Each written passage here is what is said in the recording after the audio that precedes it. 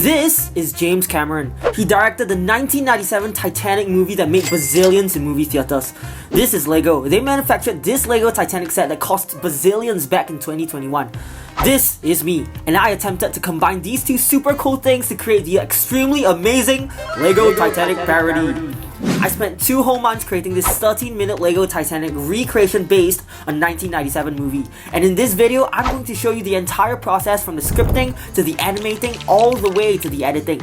But before we continue, if you haven't already, be sure to check out the actual video itself and be sure to leave a like. Consider subscribing too, it would really help the channel out. And now, without further ado, let's take a look at how I sunk the Lego Titanic.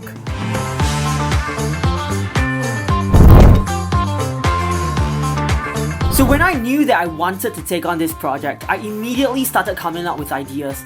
It was actually quite daunting to have to condense a 3-hour movie into a short Lego video, and one way I went around that was by breaking the entire movie into 2. One movie for Jack and Rose's romance, and the other focusing on the actual ship sinking itself. And if you watch the video again, you'd see that I split those up pretty equally so that one doesn't overshadow the other. I also made sure to focus on comedifying the more popular scenes that people tend to remember, so the video does seem a little more familiar to the casual fans.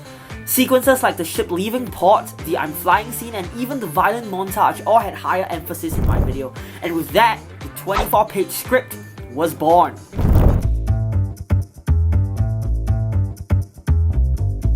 Okay, so there are about 20 unique voice actors in this video from all around the globe, and I couldn't be more happy with the outcome.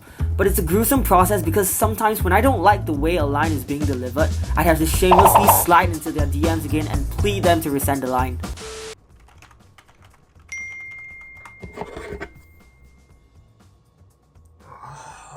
No! Just did them! F***ing Jomo. Well, all in all, I think the voice acting is definitely one of my favorite parts of this project because everyone did a great job. I also want to take this opportunity to thank Joshua Simon, Tara Friedberg, Gregory Animations, and Animation Productions. The 4 of you really brought your respective characters to life and made the video so much better than I envisioned, and I couldn't be more thankful for your voices. Damn, count me in.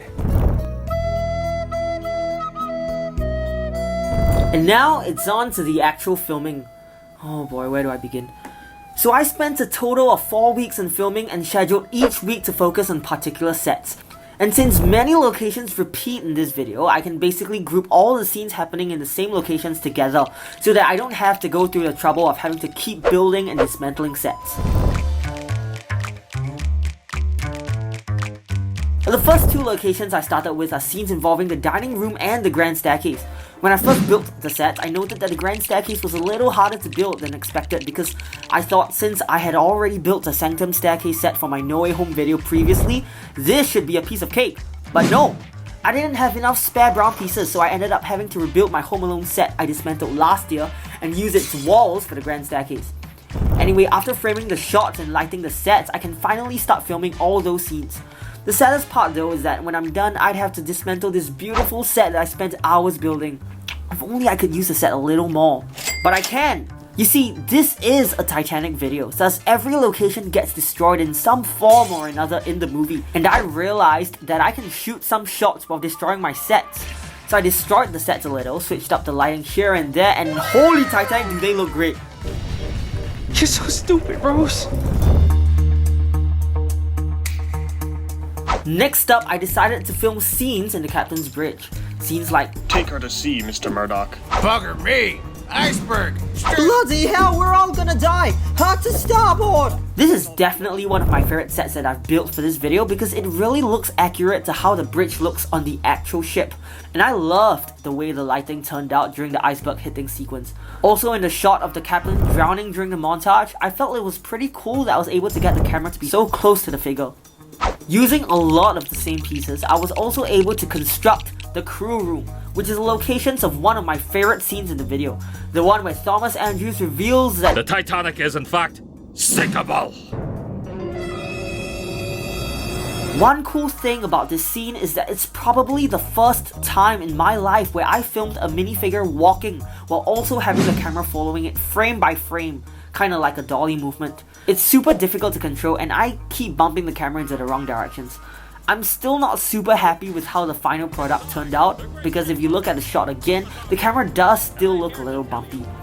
But it's my first time, so let's move on.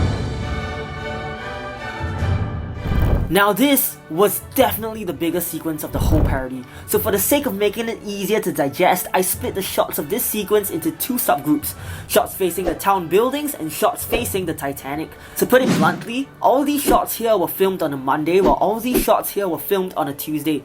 This also meant that I had to pre-plan the placements of each shot beforehand. Also, because the whole sequence was full of background movement, I had to time every spoken dialogue down to its last millisecond. So the timing of the foreground dialogue would match perfectly to the background movements. For the shots facing Southampton, I used 2 Diagon Alley buildings and a Quickie Mart. And for the opening shot, I decided to make it a tracking shot. Here's take 1. I'm filthy rich. Now marry me, Rose. Yeah. Now, daughter, better polish that pickaxe, girl, cause it's time to dig some gold. You notice how the camera's still shaky? Yep, there's no way I could use that shot, so I had to redo it. But how did I deal with the uneven shakiness? After like an hour of thinking, I came up with a Lego engineering marvel to eradicate every single problem an animator might have to ensure a smooth tracking shot. I just placed flat studs underneath the camera stand so it can move smoothly without any bumps. And there, now I've got this brand new amazing sequence that I've got to say is definitely the hardest shot I've ever worked on my YouTube channel. Also, huge thanks to my dad for helping me print out the amazing sky backdrop you see in these shots. Now on to the decks. Of course, like all other locations, I have to build a set. Now in my script, there are many different scenes taking place in many different various parts of the deck, but I definitely can't build a unique deck set for each of those scenes, neither can I build an actual full-size minifigure scale deck, because there's just no way I'd complete the video in time. So, I decided to cheat. I googled a photo of a part of the actual Titanic deck and just copied like 1/2 of it using Lego bricks, and there we go. I have a pretty nice deck set, and using the magic of lighting and framing, I was able to make the deck look different in every scene. All these shots here, here and here were actually filmed with the same set. As you can see, I'm pretty proud of this extravagant set. Well, of course, in the Titanic video, I had to use the actual Lego Titanic set. I used it to film Titanic micro shots such as the ship breaking, the ship hitting the iceberg, this shot of the table getting thrown off the ship, and probably my favorite shot in the whole video, the fireworks shot here. One huge worry I had before filming was on how I'd illustrate water in the video, but it actually turned out to be pretty easy. I just stole my mom's computer platform and placed it on my table, and then I just chroma keyed an internet green screen C into the frame. While I'm not super happy with the final product, I guess it was better than my original idea of drawing the water onto the ship frame by frame, so silver lining I guess. And now to the final set. The scene you've all been waiting for. Flying. Well, I'm sure you guys must be assuming that I left such an important scene to the end because of some crazy logistical issue that I've had to get done before shooting this. Yeah, well, no, I was procrastinating and left this scene to the end because I knew it was gonna be intimidating. But hey, after building the set and adding the lighting and whatnot, I think the composition turned out really good. I'm pretty contented with the background and foreground lighting, as well as the way I was able to use perception to merge the micro scale ship with my minifigure scale set. Then, to do the scenes involving the stern, also known as the backside of the ship, I just rearranged the bow set based on this Googled photo of the Titanic. So I think I was pretty efficient in this arena because I was able to animate this scene, and this sequence all on the same set. Oh my gosh, and with that, I'm done. Video's over! Yeah, no, now we have come to the part I hate the most. The editing. I'm gonna say it here, I really hate editing. Like, it's not pretty. I don't know about others, but like for an unprofessional editor like me, my timeline is always super messy and my files are all over the place. I'm usually very disorganized when editing.